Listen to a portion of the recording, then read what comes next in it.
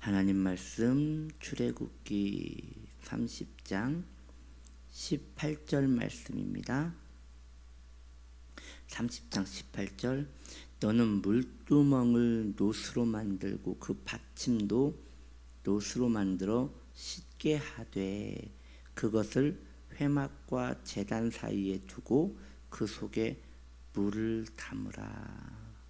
아멘. 자, 오늘부터 이제 새롭게 물두멍 시리즈를 계속 나누기 원합니다. 물두멍 시리즈의 전체적인 것들을 한번 읽어드리고 오늘 그 첫 번째 것을 이야기합니다. 첫째로 물두멍은 노스로 만듭니다. 둘째로 물두멍은 그 속에 물이 담겨 있습니다. 셋째, 물두멍은 더러움을 씻어줍니다. 넷째, 물두멍에 모래를 씻어냅니다. 넷째, 물두멍은 여인들의 거울로 만들었습니다. 다섯째, 물두멍은 그 크기가 정해지지 않았습니다. 여섯째, 물두멍은 죽음을 피하게 합니다. 물두멍은 모래를 씻어줍니다. 이렇게 전체적으로 7개를 이야기를 할 예정입니다. 오늘은 그 첫 번째 물두멍은 노스로 만든다. 물두멍은 노스로 만든다. 이 이야기를 좀 하려고 합니다. 물두멍의 목적은 제사를 지내는 제사장이 몸을 씻는데 제사를 정결하게 드리기 위하여 혹은 제사를 지낸 후에 그 몸에 좋지 않은 것들을 씻어내기 위하여 사용하는 것입니다. 즉 죄를, 허물을 씻어내는 역할이 바로 물두멍에서 하는 일입니다. 그런데 그 물두멍이 만들어진 그 재료가 다른 것은 전혀 들어가지 않은 노스로 만들어졌다는 것은 참 의미심장한 것입니다.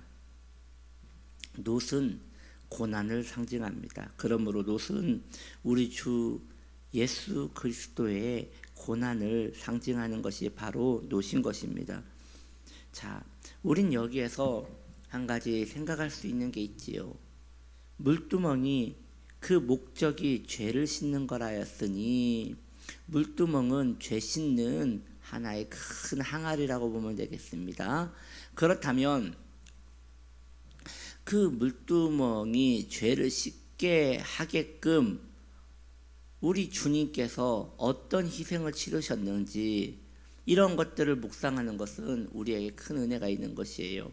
여러분이요, 예수 믿는 사람들은 누구나 알고 있습니다. 예수 믿으면 죄가 사함을 받습니다.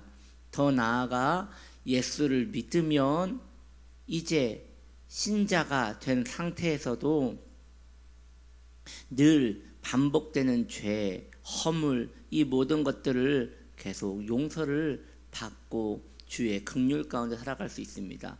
거기에 이제 문제가 있는 것이에요.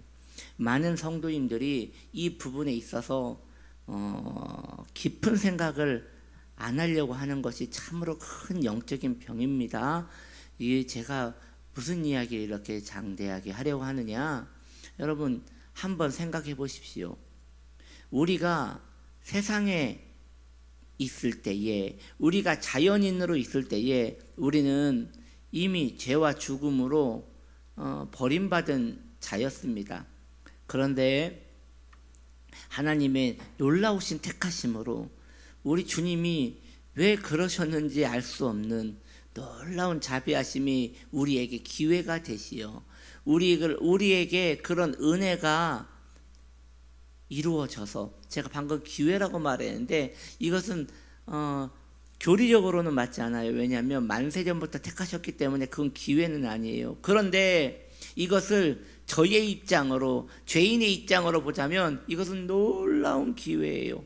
하나님은 특정하셔서 선택하신 거라고 하지만 저의 입장에서는 이것은 말도 되지 않는 것이에요. 왜냐하면 나보다 착한 사람도 많고 나보다 성실한 사람도 많고 나보다 정말 이 세상에서 정결하게 사는 사람들이 얼마나 많은데, 또 나보다 착한 사람이 얼마나 많은데, 그런 사람들을 다 놔두시고 나 같은 죄인을, 나 같은 허물 많은 죄인을, 나 같은 정말 손 갈 데가 너무 많은 그런 죄인을 주님이 택하셨다는 것은, 이것은 하나님의 입장에서는 택하심이라 할 수 있겠지만, 만세전부터 택하심이라 할 수 있겠지만, 저의 입장에서는 아마 여러분도 제 말에 공감하실 거라 생각하기에, 저의 입장뿐 아니라 저와 여러분의 입장에서, 구원받은 죄인의 입장에서는 이것은 감당할 수 없는 기회이고 은택이라는 것이죠. 왜 그런 은혜가 내게 임하였는지 알 수 없는 큰 은혜였다는 것이죠. 그런 크신 자비하심을 잊고 우리가 세상에 입에 올리기도 참 민망합니다. 나 같은 죄인이 용서함 받아서 주 앞에 옳다함 얻음은, 확실히 믿기는 어린 양 예수의 그 피로 속죄함 얻었네. 나 같은 죄인이 용서함 받아서 주 앞에 옳다함 얻음은, 확실히 믿기는 어린 양 예수의 그 피로 속죄함 얻었네. 여러분, 참 입에도 올리기 민망하게도 나 같은 자가 구원을 받은 것입니다. 그렇게 주님의 택하심이 왜 나였는지는 알 수 없으나, 그 은혜의 창이 나를 찔러 죄인을 소멸하시고 의롭다 칭하시고, 그렇게 신앙의 여정은 시작되었습니다. 그런데 예수를 믿고 그 구원의 은혜를 사랑하는 일은 잠깐이고, 얼마 가지 않아 또 옛사람의 소욕과 그 옛사람의 그 못된 습관들이 여전히 우리 안에 내재하는 죄로서 굳건하게 자리 잡고 있는 모습을 봅니다. 여러분, 치과에 가셔서 거기서 한번 스케일링을 한번 해보신 기억들이 있을 것이라 생각이 듭니다. 치석을 제거하는 건데요, 이 치석이 그 입속에 그 세균들이 똘똘 뭉쳐서 돌같이 굳어진 것을 말하는 것으로서, 그것을 그 치과에서는 그렇게 이야기를 합니다. 그것을 제거하지 않으면 이게 잇몸을 무르게 만들어서 치아를 더 드러나게 만들고, 그러면 나중에 이가 더 안 좋아진다, 잇몸병도 더 심해진다. 그래서 치석 제거를 이렇게 한 번씩 해 주어야 한다라고 이야기를 들은 적이 있습니다. 여러분, 우리 안에 있는 이 내재하는 죄는 계속 깨뜨리지 않으면요, 돌같이 굳어서 우리 안에서 왕노릇을 합니다. 그 죄는 우리를 지옥에 보내지는 못할 것입니다. 왜냐? 그가 구원받은 사람이라면 주님의 신실하심으로 그 안에 있는 영원한 멸망으로 이끄는 죄는 용서를 받았기 때문입니다. 그런데 그 죄나 내 안에 내재하고 있는 죄나 성질과 그 성향은 같기 때문에 우리 안에서 일어나는 이 내재하는 죄는요, 우리를 끊임없이 괴롭힙니다.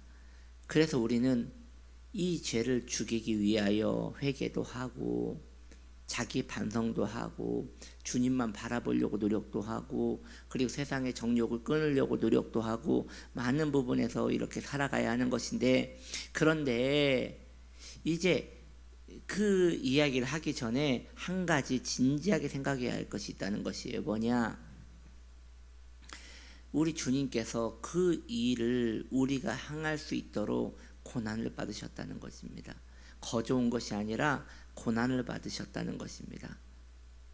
주님이 고통을 받으심으로 우리가 죄 죽임이라는, 죄를 다스리고자 하는 그 거룩한 이 의무가 이행될 수 있게끔 만들어 주신 것이지요.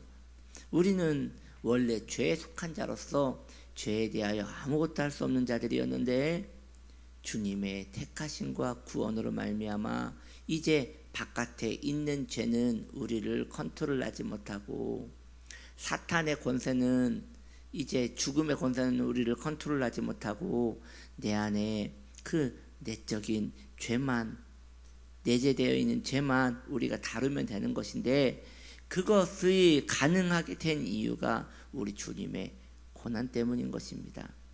그런데 우리는 그 일을 왜 게을리하고 있단 말입니까? 꼭 그냥 거저 우연히 우리에게 일어난 일 마냥 그 일을 왜 열심을 내지 않고 가만히 둔단 말입니까?